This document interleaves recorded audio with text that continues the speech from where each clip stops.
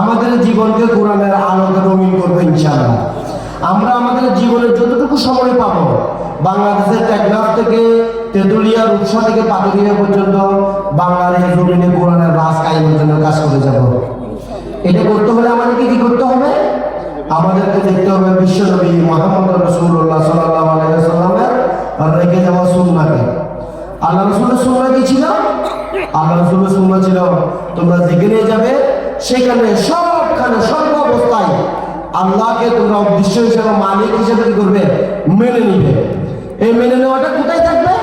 এই মেনে নেওয়াটা শুধু মসজিদে থাকবে না। যে কোরআন দিয়ে আমরা নামাজ পড়ব সেই কোরআন দিয়ে আমরা সমাজ ব্যবস্থা কি করব? পরিচালিত করব। যে কোরআন দিয়ে আমরা নামাজ পড়ব সেই কোরআন দিয়ে আমরা সংসদ পরিচালনা করব। যে কোরআন দিয়ে আমরা নামাজ পড়ব আমার রান্নাঘর সেই কোরআন দিয়ে পরিচালিত হবে। ইনশাআল্লাহ আমরা পারবো কিনা?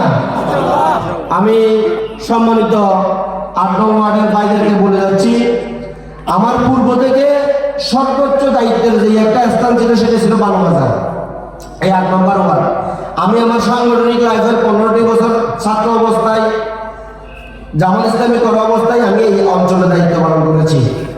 এই অঞ্চলের মাটি হচ্ছে যে ইসলামী আন্দোলনের জন্য একটি উর্বর মাটি। আমরা এই উর্বর মাটিকে যদি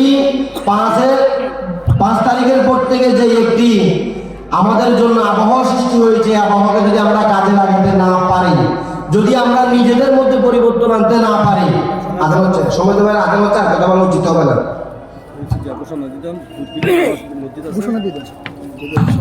আপনারা